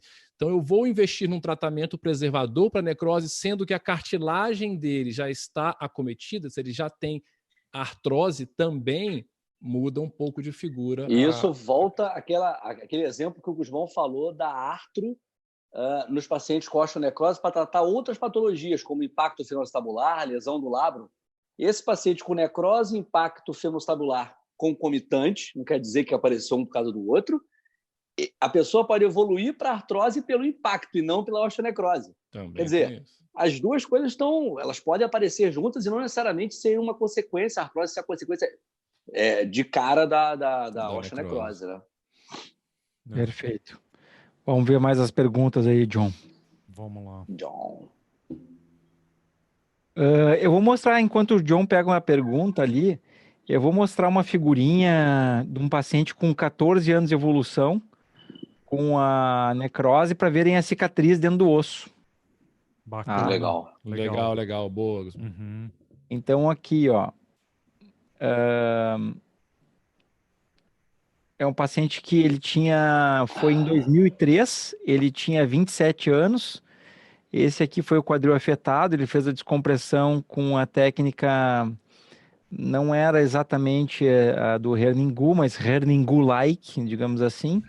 E aqui em 2017, com 14 anos de evolução. Então, notem que tem uma cicatriz dentro do osso e o branquinho é osso novo formado. Tá? Mas aqui tem essa cicatriz dentro do osso, mas o paciente está normal, digamos assim, na última vez que eu vi ele foi em 2017, foi quando a gente fez esses exames, e eu continuo acompanhando ele até o momento. Então eu pedi para ele voltar dentro de 5 anos, até o momento o paciente segue bem, fazendo tudo que ele faz aí da vida, joga futebol, enfim, faz tudo. Só que ele tem aquela cicatriz dentro do osso e ele é completamente assintomático.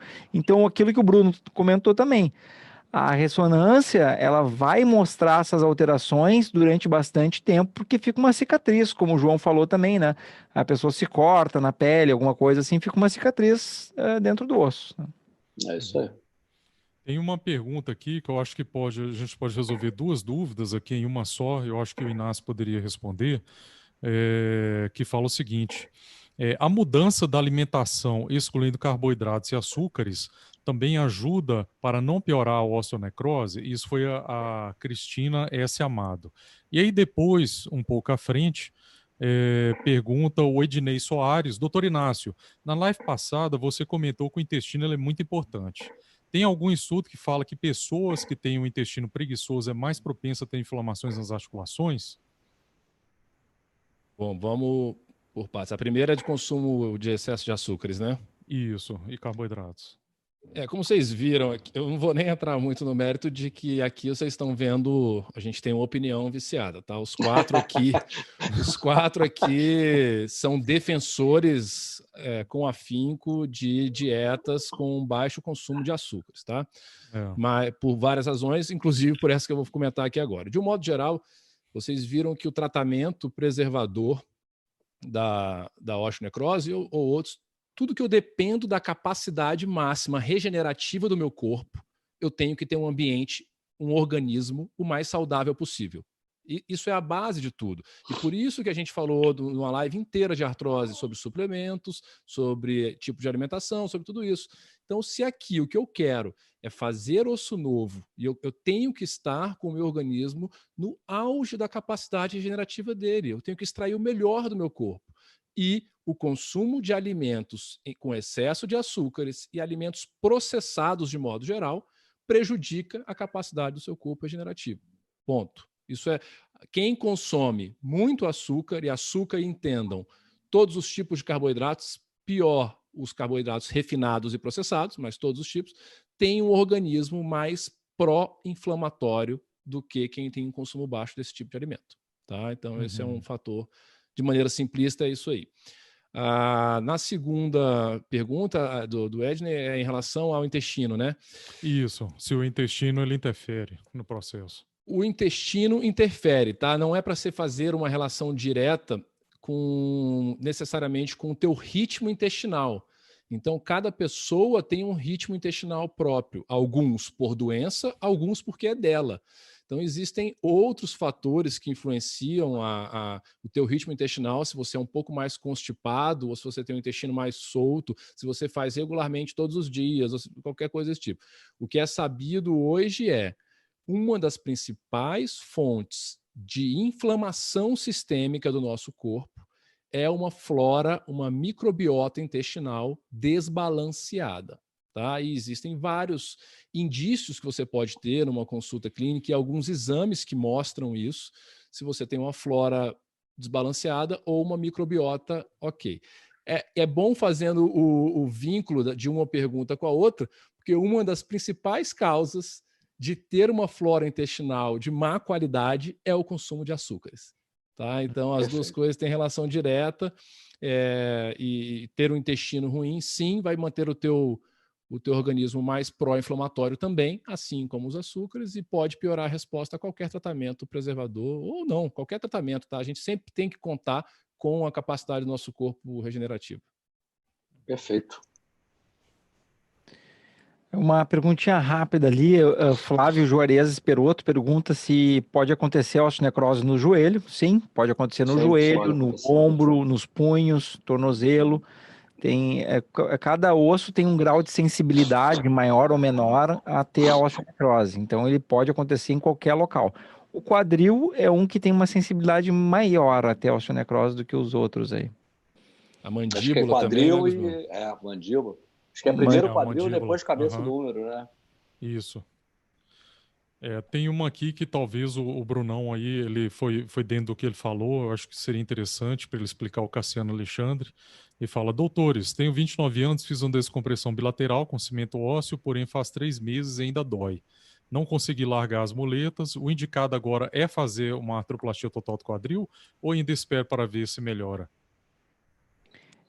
Eu acho que nesse caso aí ele vai ter que conversar com o médico dele. É complicado. Né? Porque tem que saber complicado. por que tem a dor.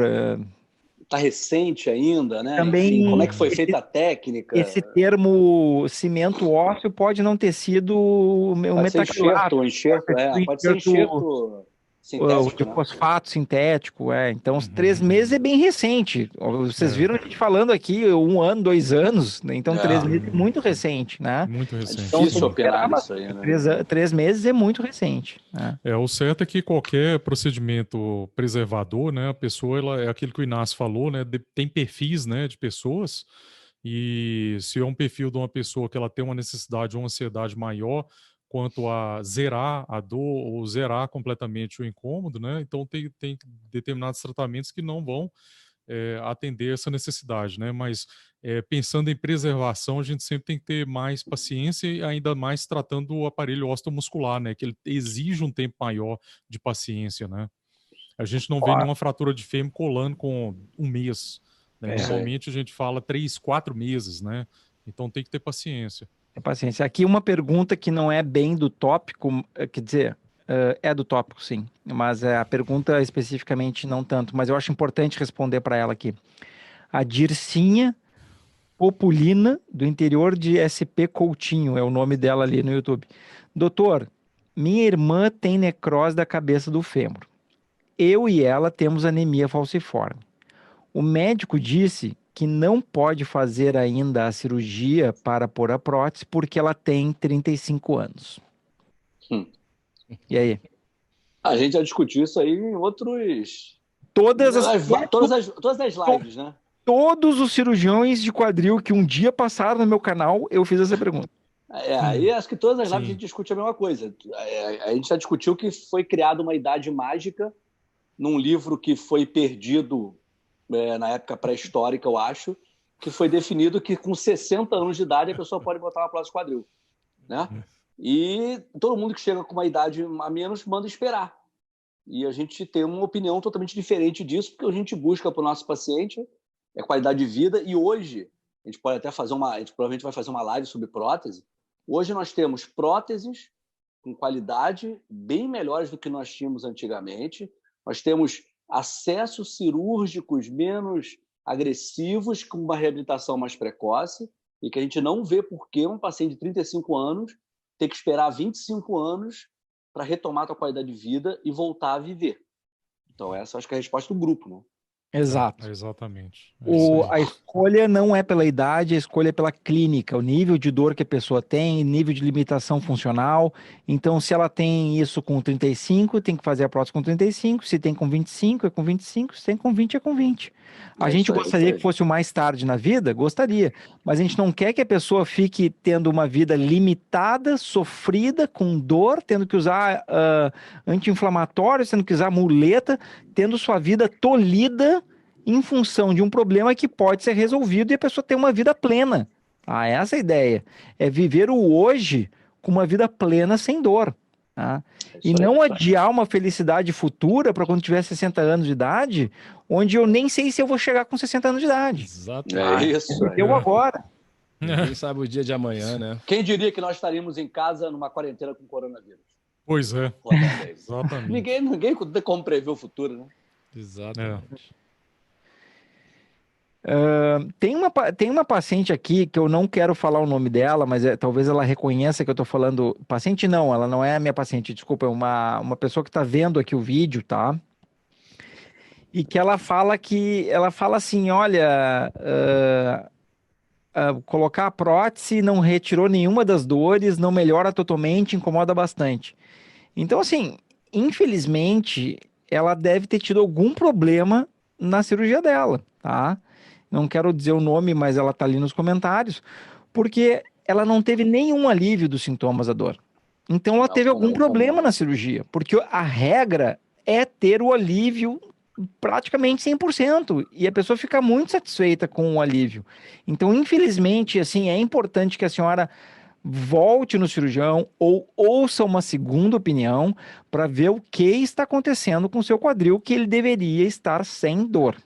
É óbvio que, como você muito bem comentou, porque não é uma cirurgia várias 100%. Vezes aqui. Né? Como você disse, medicina não tem 100%.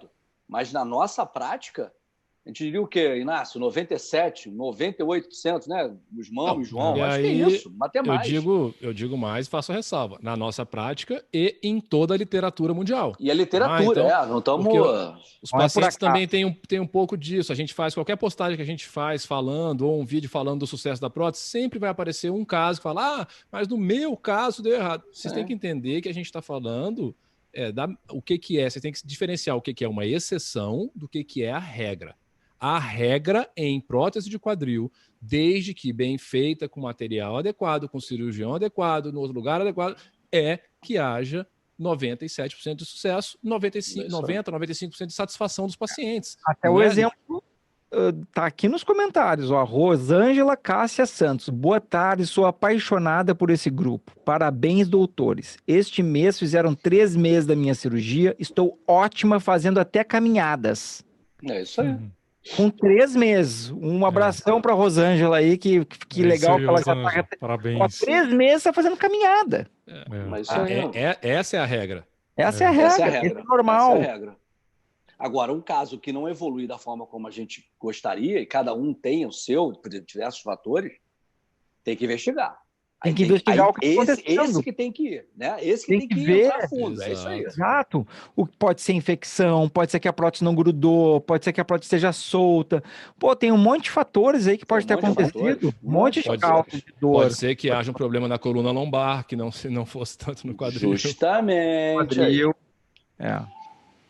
um impacto, um atrito no tendão, um monte de coisa ali. Um milhão de causas. Um milhão de possibilidades, Muitas possibilidades aí. Bom, pessoal, estamos quase com 2 horas aí. Hoje é feriado, né? E as mulheres já estão felizes, né?